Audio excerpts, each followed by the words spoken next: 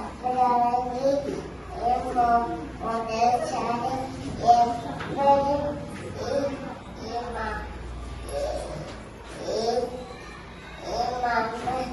പഴം കഴിക്കാൻ പറ്റുമായിരുന്നു.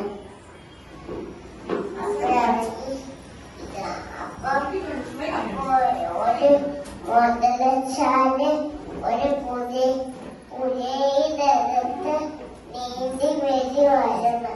അപ്പൊ മുതലച്ചാല് വന്നപ്പോ ഈ കുരങ്ങിന് ഒത്തിരി പഴങ്ങൾ പറിച്ചു ഇട്ട് കൊടുത്തു. അപ്പോഴാണെങ്കിൽ ഈ മുതലച്ചാല് തിന്നിട്ട് മുതലച്ചാലിന്റെ പാലിക്കും കൂടെ കൊണ്ടുപോയി കൊടുത്ത്. അപ്പൊ ആരും തിന്നു. കുരങ്ങിന്റെ ഫലത്തിന് എന്തൊരു രുചി. അപ്പൊ കുരങ്ങിന്റെ വീട്ടിൽ എന്തൊരു രുചിയായിരിക്കും. അപ്പൊ ഈ മുതലച്ചാലിനത് കഴിക്കാനേ പറ്റുന്നില്ല. അപ്പൊ നീ എന്തിനാ അങ്ങനെ പറയുന്ന? അവനുള്ള ചങ്ങാതിയല്ലേ? അപ്പൊ ഇന്നത്തെ ഭാര്യ അങ്ങ് പിറങ്ങി. അപ്പൊ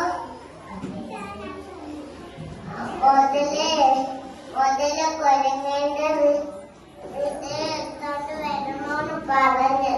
അപ്പൊ മുതല് സമ്മതിച്ചു. അപ്പൊ കുരങ്ങിന്റെ ഊത കുറെ നീന്തി പോയി. അപ്പൊ കുരങ്ങിനെ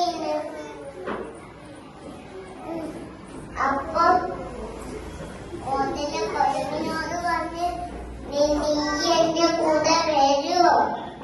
എന്റെ ഭാര്യക്ക് നിന്നെ കാണാൻ തോന്നുന്നു. അപ്പൊ ഈ കുരങ്ങച്ചൻ പറഞ്ഞ് വരാമല്ലോ. അതിന് ഞാൻ നീന്തിയാൽ ഞാൻ വെള്ളത്തിൽ മുങ്ങിപ്പോയിട്ടില്ല. അപ്പൊ അത് കുഴപ്പമില്ല. നിന്നെ ഞാൻ കൂടെ തിരിച്ചോട്ട് കൊണ്ടുപോവാം. അപ്പൊ ഈ മുതല ഈ കുരങ്ങത്ത് സമ്മതിച്ചു. അപ്പൊ